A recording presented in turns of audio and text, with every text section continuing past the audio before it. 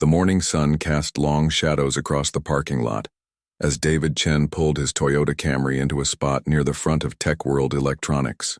He sat for a moment, adjusting his polo shirt and checking his watch. 10:30 on a Saturday morning meant the store would be busy with weekend shoppers. Perfect for what he had in mind. 3 weeks ago, David had signed the papers to buy this struggling electronics store. The previous owner, desperate to sell, had let it go for a fraction of what it was worth. David saw potential where others saw problems. The location was prime real estate, the inventory decent, and most importantly, the customer base was solid. All it needed was better management and some fresh ideas. But before making any big changes, David wanted to see how things really worked. Not as the new owner making a grand entrance, but as a regular customer. He wanted to watch how his employees treated people, how they handled sales, and what kind of experience customers actually had walking through those doors. David had built 3 successful businesses over the past 15 years. He started with a small computer repair shop in his garage, then expanded into selling refurbished electronics online, and eventually opened 2 retail locations across town. Each business succeeded because David understood one simple truth: treat every customer like they matter, regardless of how much money they spend or what they look like. He climbed out of his car and walked toward the entrance, deliberately dressing down for the occasion. His jeans were clean but not designer. His shoes were comfortable sneakers, not expensive dress shoes. He carried a worn leather wallet in his back pocket, with enough cash to make a purchase if needed. To anyone looking, he appeared to be just another weekend shopper browsing for deals. The automatic doors slid open with a soft whoosh, and David stepped into the cool, air-conditioned store. The familiar smell of new electronics and cleaning products filled his nostrils. Rows of televisions flickered with demonstration videos, while tablets and smartphones gleamed under bright LED lights. The store was busier than he expected, with families clustered around gaming displays and couples comparing laptop specifications. David made his way slowly through the aisles, taking mental notes. The product displays looked good, though some shelves needed restocking. The floor was clean and most of the demonstration units were working properly. So far, the basics seemed covered. Near the back of the store, he paused at a display of high-end cameras. These were expensive pieces, professional models that cost several $1,000s each. David picked up one of the cameras, feeling its weight and examining the lens. He had actually been considering upgrading his photography equipment for his personal hobby, so his interest was genuine.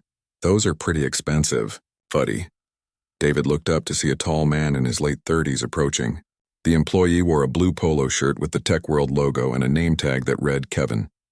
His tone was casual, but something about his expression seemed dismissive. "I'm just looking," David replied with a friendly smile. "These are nice cameras." Kevin glanced at David's clothes, then at the camera in his hands. "Yeah, well, that particular model runs about $4,000. We've got some more affordable options over here if you're interested." Without waiting for a response, Kevin started walking toward a different display featuring much cheaper point-and-shoot cameras. David followed, curious to see where this would lead. "These are more popular with most folks," Kevin continued, gesturing toward cameras that cost less than $300. "Good quality for the price, and they're a lot easier on the budget." David nodded politely. "What makes you think I'm looking for something budget-friendly?" Kevin shrugged. "Just trying to help people find what works for them, you know? No point in showing someone a Ferrari when they need a Honda." The comparison stung, though David kept his expression neutral. He had heard comments like this before in his life. Assumptions made about what he could or couldn't afford based on appearance alone, but this was his store now, and Kevin was his employee. "I appreciate the help," David said carefully, "but I'm actually more interested in the professional models. Could you tell me about the features on that $4,000 camera?" Kevin's smile became strained. "Look, man, I'm not trying to be difficult here, but those cameras are serious equipment. Most people who buy them are professional photographers or really serious hobbyists. They're not really impulse purchases." "I understand that," David replied, "but I'd still like to know more about the specifications." Kevin sighed, clearly reluctant. "Fine, but don't blame me if you get sticker shock. That camera has a full-frame sensor, shoots 4K video, has image stabilization, weather sealing, and a bunch of other features that most people never use. Like I said, $4,000. David listened patiently as Kevin rattled off the specs with obvious reluctance. The employee's body language screamed that he considered this a waste of time. Other customers moved around them, some stopping to look at displays while others headed toward the checkout counter with their purchases. "What about warranty options?" David asked. "Extended warranty adds another few hundred," Kevin said quickly. "Look, maybe you should think about this for a while. These are big purchases. Why don't you go home, do some research online, and come back if you're really serious?" The dismissal was clear, though Kevin tried to soften it with a fake smile. David felt a familiar knot forming in his stomach, the same feeling he had experienced countless times throughout his life when people made assumptions about him based on his appearance, but this time was different. This wasn't just another store where he was a customer dealing with prejudiced service. This was his store, and Kevin was his employee, treating a customer, any customer, with obvious disrespect and condescension. David decided to push a little further. "Actually, I was wondering about bulk pricing. Do you offer discounts for multiple units?" Kevin's eyebrows shot up. "Bulk pricing? How many cameras are you thinking about buying?" "Maybe 6 or 8 for my business," David replied calmly. "Your business?" Kevin's tone carried clear skepticism. "What kind of business?" "Photography and video production," David answered, which wasn't entirely untrue. His businesses did require both for marketing and documentation purposes. Kevin looked David up and down again, his doubt obvious. "Right. Well, you'd have to talk to the manager about any bulk deals. But honestly, most businesses that buy this level of equipment work directly with our commercial sales team.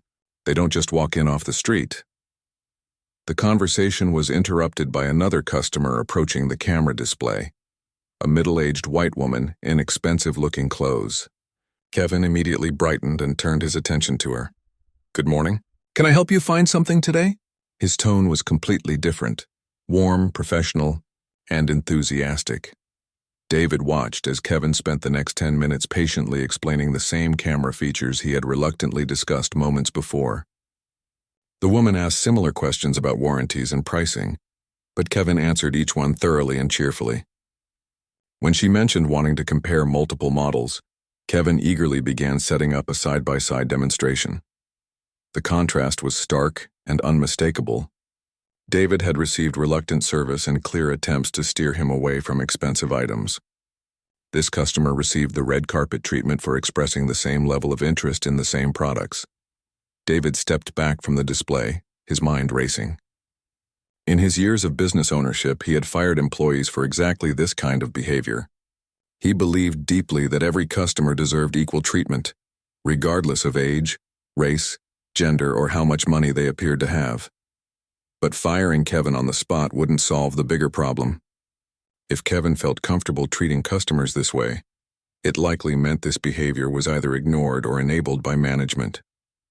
David needed to understand how deep the problem went before deciding on the best solution. He pulled out his phone and pretended to check messages while actually observing Kevin continue his enthusiastic sales pitch to the other customer. Other employees moved around the store, and David began paying attention to their interactions with different customers as well. What he saw over the next 30 minutes would determine not just Kevin's future, but the future direction of tech world electronics. David moved away from the camera section, giving Kevin space to continue his sales pitch while keeping his behavior under observation. The store was getting busier as the morning progressed, and David wanted to see how other employees handled the Saturday rush. Near the smartphone display, he watched a young employee named Tony help an elderly couple compare different phone models. Tony spoke slowly and clearly, patiently explaining the differences between Android and iPhone systems. When the couple seemed overwhelmed by the technical details, Tony simplified his explanations and even wrote down key points on a piece of paper for them to reference later. "Take your time deciding," Tony told them kindly. "These phones will be with you for a couple of years, so you want to make sure you pick the right one." "I'll be right here if you have more questions," David smiled. This was exactly the kind of customer service he wanted to see. Tony treated the elderly couple with respect and patience, never making them feel rushed or stupid for needing extra explanation. But his good mood faded when he moved to the laptop section. Another employee, a woman named Lisa, was helping a young Hispanic man look at gaming computers. David noticed her body language immediately. Arms crossed, impatient tone, constant glances at her watch. "These gaming setups are pretty pricey," Lisa was saying. "Maybe you'd be more interested in something basic for school or work? We have some decent budget laptops over here." The customer, who appeared to be college-aged, shook his head politely. "I'm actually looking for something that can handle video editing and gaming. I saved up money from my part-time job specifically for this." Lisa's expression showed clear disbelief. "Video editing computers start around $2,000. Plus you'll need software, which is another few hundred.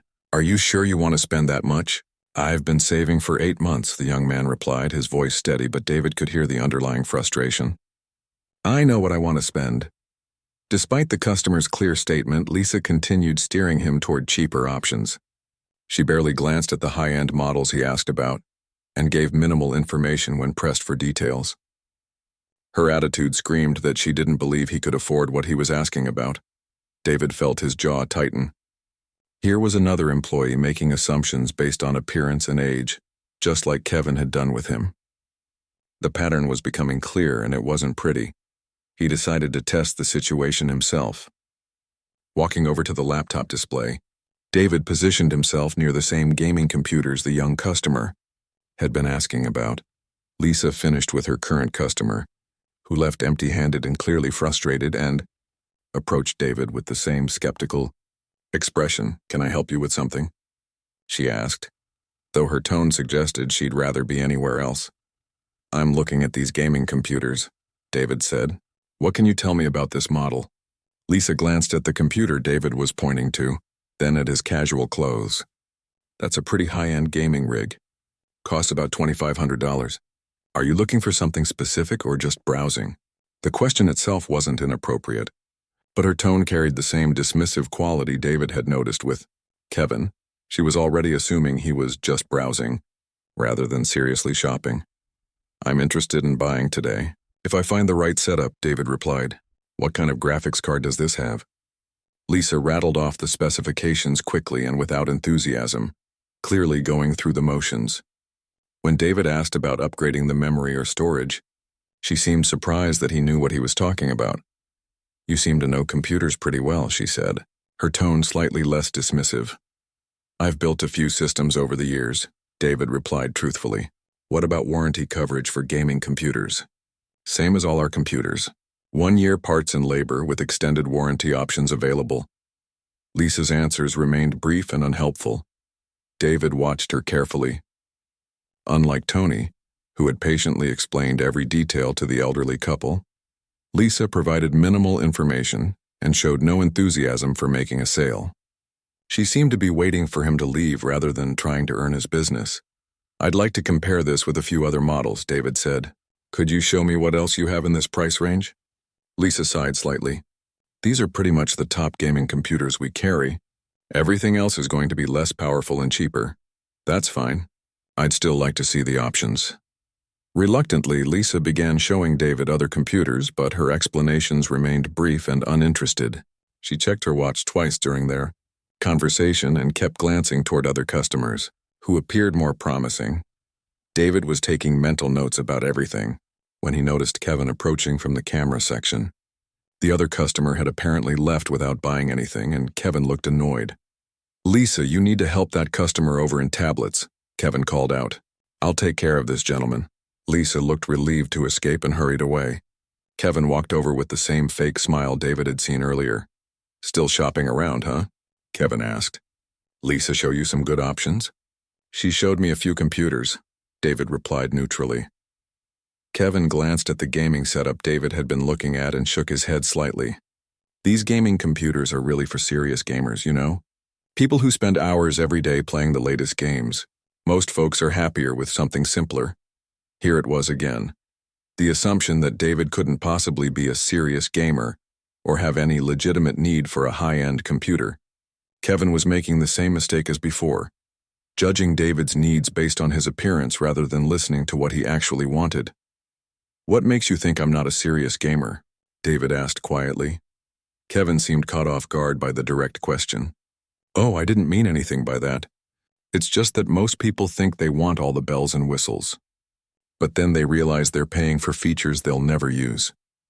But you don't know what features I'll use, David pointed out.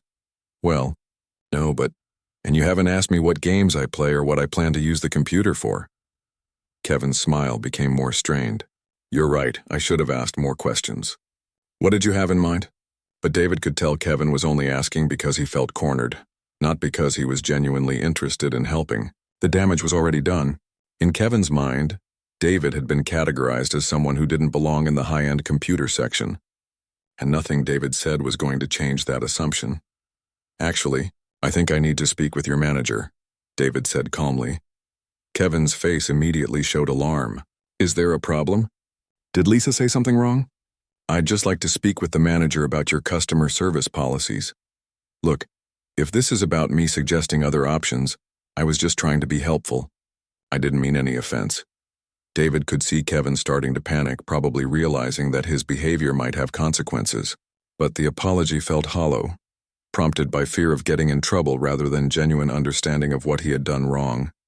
Could you please get your manager? David repeated.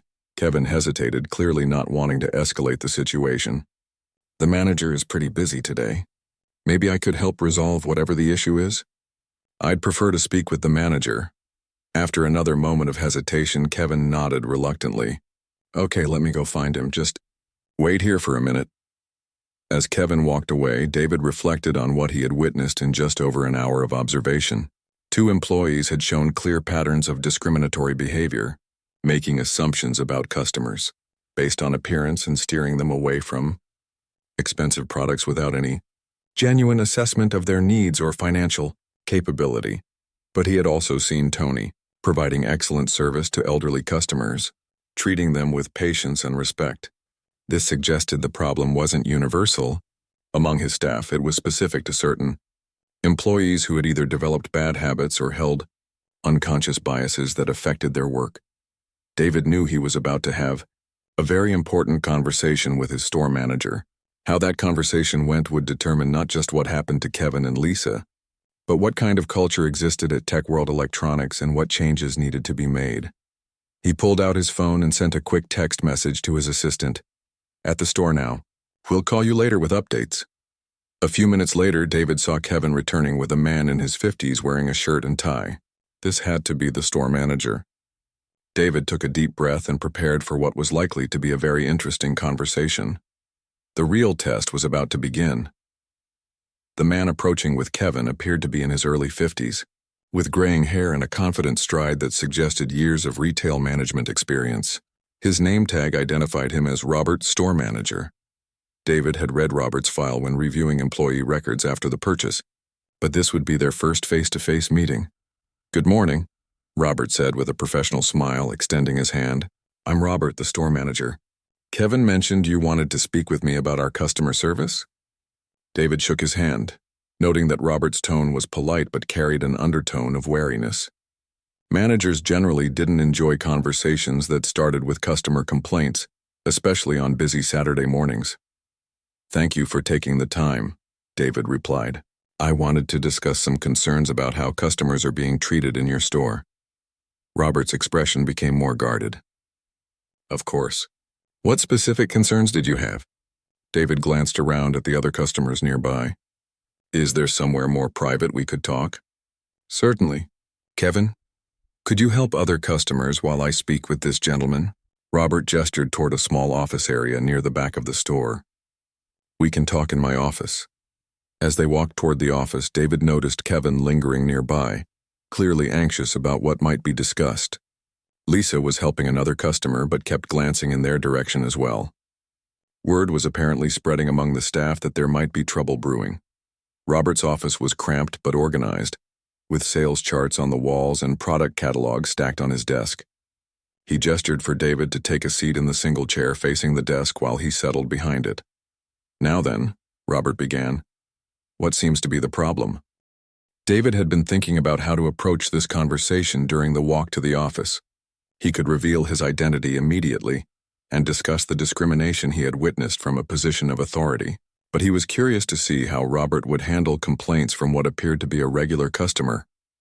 I've been shopping in your store for about an hour, David began, and I've noticed some concerning patterns in how different customers are being treated. Robert leaned back in his chair. I see. Could you be more specific? I was interested in purchasing some expensive electronics, cameras and computers in particular. But your employees seemed more interested in steering me toward cheaper alternatives than actually helping me find what I wanted. Well, Robert said carefully, our staff is trained to help customers find products that meet their needs and budget. Sometimes that means suggesting alternatives that might be more practical. But they never asked about my budget, David pointed out. They just assumed I couldn't afford the higher-end items based on how I look. Robert's expression hardened slightly. Sir, I can assure you that our employees don't discriminate against customers. If you felt that way, it was probably just a misunderstanding. Really? David kept his tone calm but firm. Because I also watched your employee Lisa treat a young Hispanic customer the same way. She kept pushing him toward budget laptops even after he clearly stated he had saved money specifically for a gaming computer. Customer service can sometimes seem different to different people, Robert replied, his voice taking on a defensive tone. Our employees deal with dozens of customers every day. They use their experience to guide people toward products they're likely to actually purchase. David felt a familiar frustration building. Robert was essentially defending discriminatory behavior by calling it experience. This was exactly the kind of thinking that allowed prejudice to flourish in retail environments. So, your staff's experience tells them that certain customers can't afford expensive products based on their appearance? Robert shifted uncomfortably. I think you might be misinterpreting normal sales practices. Our employees are trained to qualify customers to make sure they're showing them appropriate products. Qualify customers how? David asked. Well, ask questions about what they're looking for, what their budget might be, that sort of thing. But that's exactly what they didn't do, David said. They made assumptions without asking questions. Robert was clearly becoming annoyed. Look, Mr. Chen, David Chen. Mr. Chen, I appreciate your feedback, but I've been managing retail stores for over 20 years. My employees are good people who work hard to help customers. If you didn't have a good experience today, I'm sorry about that. But I'm not going to throw my staff under the bus based on your interpretation of their behavior. David felt a moment of recognition. Robert wasn't necessarily a bad person, but he was exactly the kind of manager who enabled discrimination through willful blindness. Rather than examining whether his employees might actually be treating customers unfairly, he was defaulting to defending them and dismissing complaints.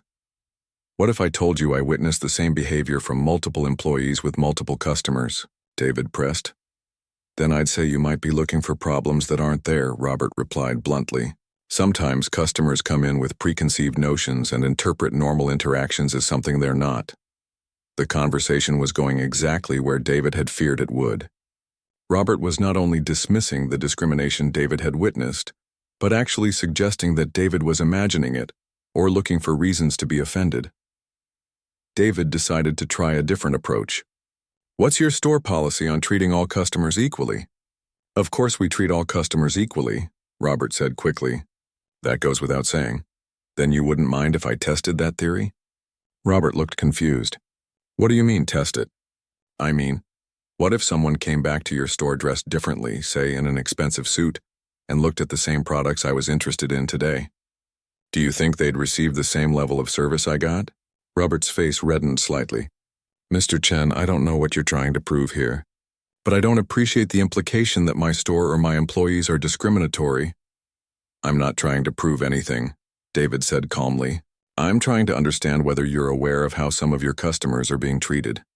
I think this conversation has gone far enough. Robert stood up from his chair. I've listened to your concerns and I've explained our policies. If you're not satisfied with that, you're welcome to shop elsewhere. David remained seated, studying Robert's face.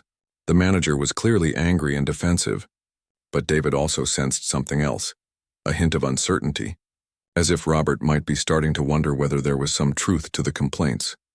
Before I decide where to shop, David said quietly, I'd like to try one more thing. What's that? David pulled out his phone and scrolled to his contacts.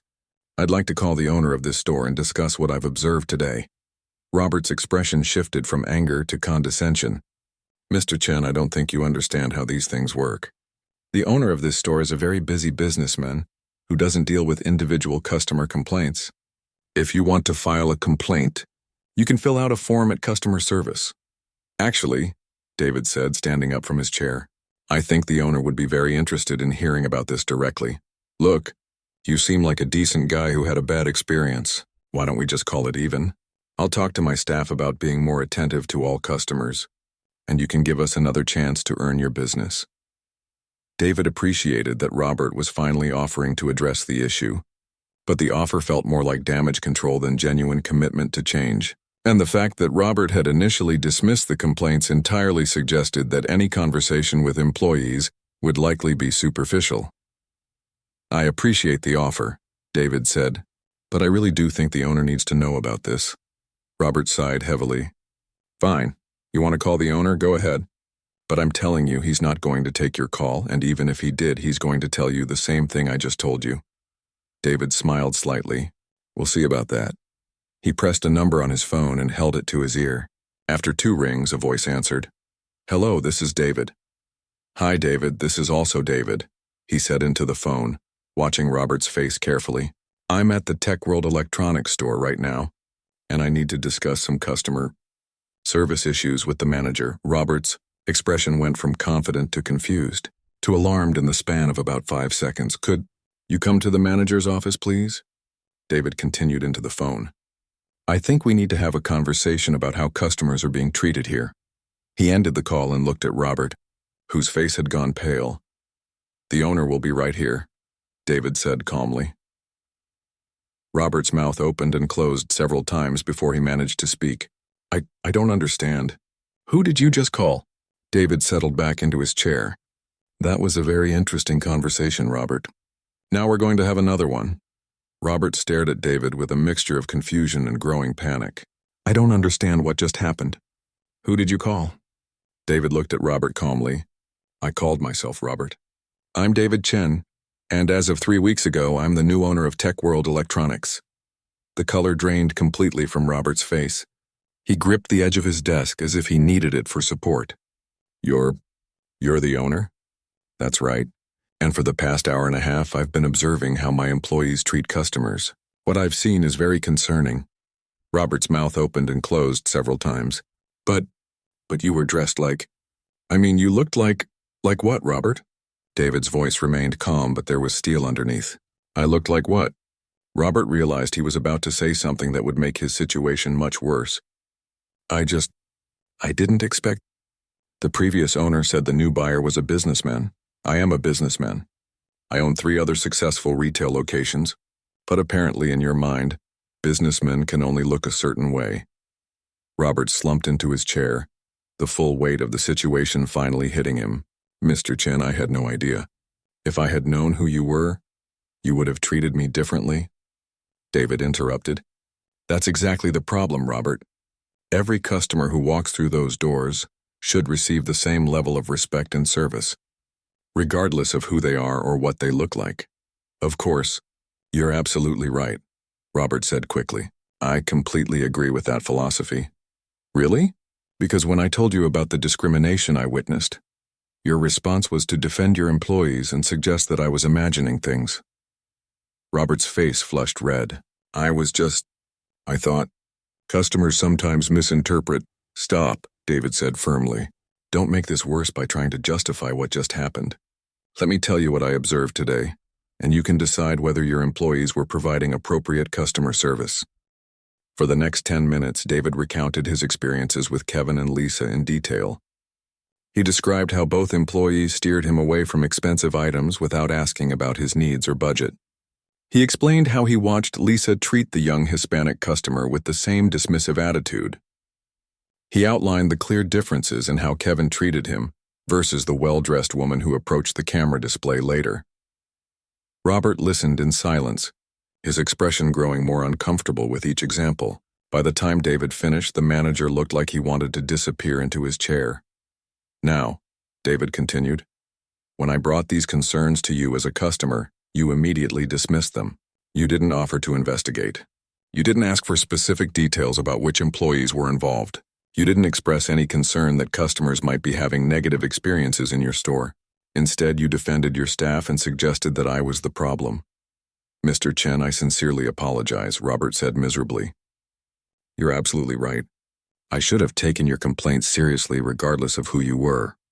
The question now, David said, is whether this is just poor judgment on your part, or whether this represents a deeper cultural problem in this store. Robert looked up hopefully. It's definitely just poor judgment on my part. My employees are good people. They just need better training on customer service standards. David studied Robert's face. The manager was clearly in damage control mode, saying whatever he thought David wanted to hear. But David needed to understand whether Robert truly grasped the seriousness of what had happened. Tell me about Kevin's background, David said. How long has he worked here? About 4 years. He's one of our most experienced sales associates. Customers generally like him. What kind of customers generally like him? Robert hesitated, realizing the trap in the question. I mean, all customers like him. He's very knowledgeable about products, but he assumed I couldn't afford expensive cameras and tried to steer me toward cheaper alternatives. He did the same thing with computers. Does he do that with all customers or just certain ones? I honestly don't know, Robert admitted quietly. I've never really paid attention to those kinds of details. As a manager, don't you think you should pay attention to how your employees treat different customers? Yes, absolutely. You're right. David wasn't sure whether Robert truly understood the issue or was just agreeing to avoid further confrontation. What about Lisa? She's been here about 2 years. Very reliable, rarely calls in sick, knows the product lines well. But does she provide equal service to all customers? Robert was quiet for a long moment. Mr. Chen, I'll be honest with you. I think I've been so focused on sales numbers and operational issues that I haven't been paying enough attention to the quality of customer interactions. That's my fault and it needs to change. This was the first thing Robert had said that sounded genuinely thoughtful rather than defensive. David appreciated the honesty, but he needed to know whether Robert was capable of addressing the real issues. What do you think needs to happen next? David asked. Robert took a deep breath. Well, obviously I need to have serious conversations with Kevin and Lisa about their customer service approach. And I need to do a better job of observing how all our employees interact with customers. What kind of conversations?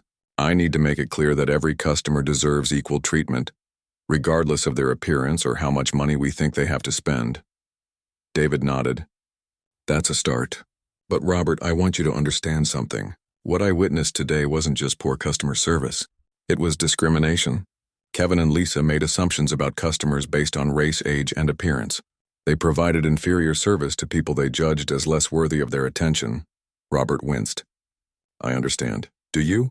Because when I first brought this to your attention, you defended that behavior as normal sales practices. You called it qualifying customers and suggested that employees were using their experience to guide people appropriately. That was wrong of me, Robert said quietly. I see that now. David wanted to believe Robert was sincere, but he had been in business long enough to know that people often say what they think you want to hear when their jobs are on the line. Here's what's going to happen, David said. I'm going to be spending a lot more time in this store over the next few weeks, observing operations and talking to employees. Some of those visits will be announced, and some will be unannounced. I want to see real changes in how customers are treated, not just temporary improvements when people know I'm watching. Absolutely. Robert nodded vigorously. Whatever you need. I also want you to have individual meetings with every employee to discuss customer service expectations. Not group meetings where people can hide. Individual conversations where you can address specific behaviors. I'll start scheduling those today. David stood up from his chair. One more thing, Robert. I want you to think carefully about whether you're the right person to lead this store through the changes it needs to make.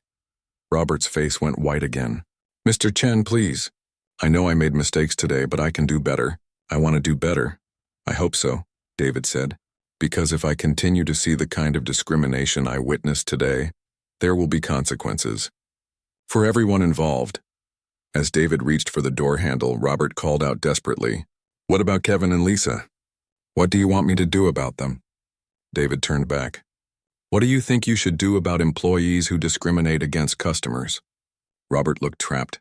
I should discipline them. You should figure out whether they're capable of changing their behavior, or whether they're going to continue creating problems for this business. Use your best judgment, Robert. But remember, I'll be watching to see what kind of judgment that turns out to be. David opened the door and walked out, leaving Robert alone in his office to contemplate what had just happened. The real work of transforming tech world electronics was just beginning. David walked out of Robert's office and back onto the sales floor, where the normal bustle of Saturday shopping continued. Several employees glanced in his direction, clearly aware that something significant had just happened. Kevin was helping a customer near the tablet display but kept looking over nervously. Lisa was at the checkout counter, but David could see her whispering urgently to another employee. Word was spreading quickly through the store that the casual customer who had been asking questions about expensive electronics was actually their new owner. David could feel the shift in atmosphere as he walked through the aisles. He made his way back to the camera section, where Kevin had first approached him hours earlier. The expensive professional cameras still gleamed under the display lights, but now David saw them differently. These weren't just products on shelves. They were tests of his employee's character, and several of his staff had failed that test badly. "Excuse me, sir?" David turned to see Tony, the young employee who had been so patient with the elderly couple looking at phones. Tony looked nervous but determined. "I'm Tony," the employee said, extending his hand. People are saying you're the new owner?"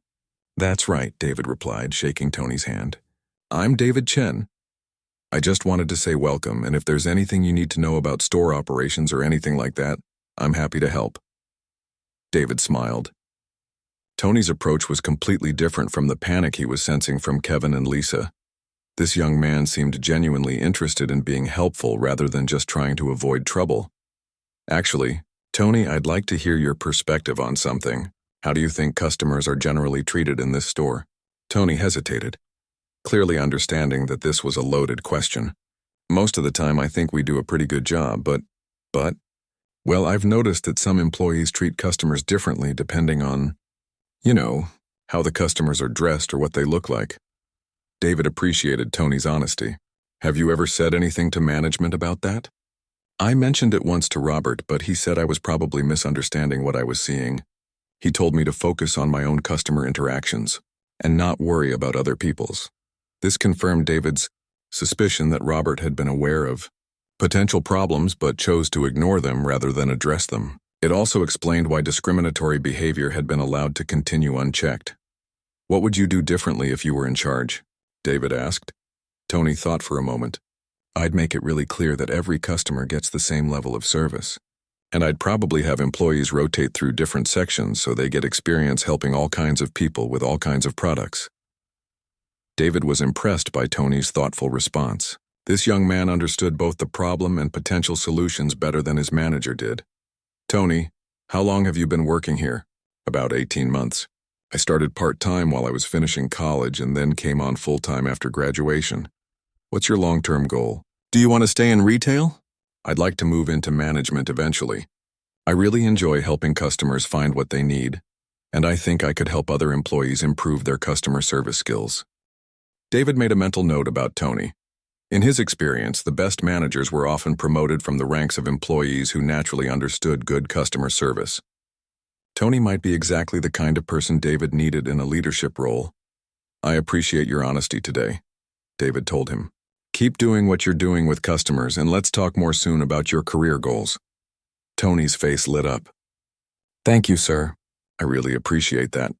As Tony walked away, David noticed Kevin approaching hesitantly. The older employee looked like he was walking to his own execution. "Mr. Chen?" Kevin's voice was barely above a whisper. Could I talk to you for a minute?" David nodded and gestured toward a quieter area near the store entrance. "I know I messed up today," Kevin began, not making eye contact. "I had no idea who you were, but that's not an excuse. I should have treated you better. Kevin, let me ask you something. If you hadn't found out I was the owner, would you think you had done anything wrong?" Kevin was quiet for a long moment. "Honestly, probably not. I thought I was just doing my job, helping customers find products they could actually afford." "And how did you decide what I could afford?" Another long pause. "I guess I looked at how you were dressed and made assumptions." "What kind of assumptions?" Kevin looked uncomfortable but continued. "I assumed you probably didn't have a lot of money to spend on expensive electronics." "Based on what?" Based on your clothes, your car, the way you looked around the store, I thought you were probably just browsing, not seriously shopping.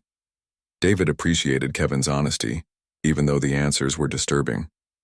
Kevin, do you realize that what you just described is discrimination? Kevin's face flushed.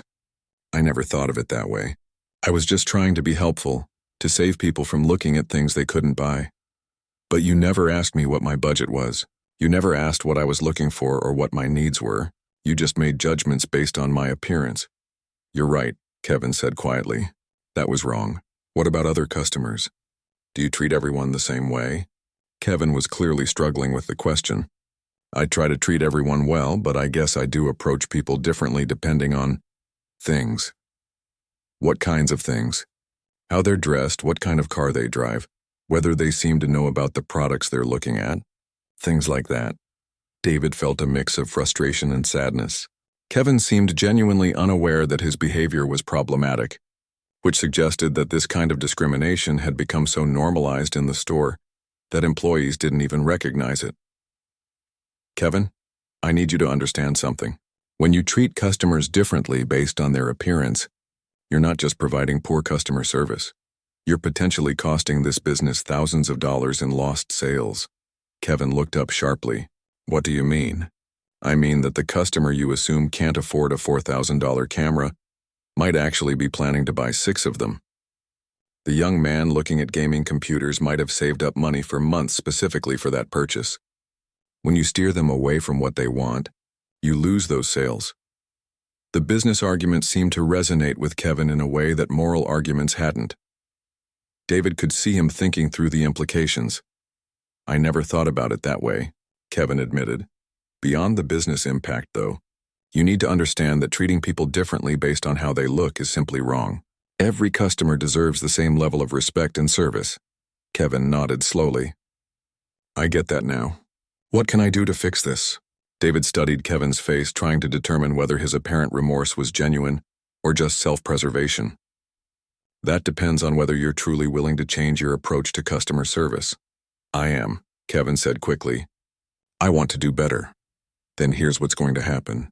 You're going to spend the next week shadowing Tony and watching how he treats all customers equally. You're going to practice asking customers about their needs instead of making assumptions about their budgets. And I'm going to be checking in regularly to see how you're doing. Okay, I can do that.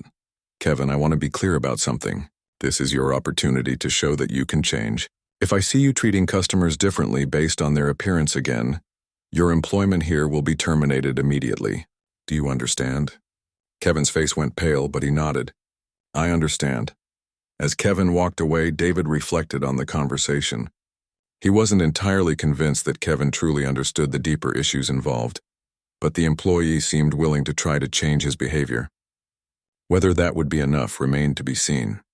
David spent another hour in the store observing interactions and talking briefly with other employees. By the time he left, word had spread throughout the staff that major changes were coming. Some employees looked nervous, others seemed excited, and a few appeared defiant. As David walked to his car, he thought about the challenges ahead. Changing a store's culture wasn't something that happened overnight.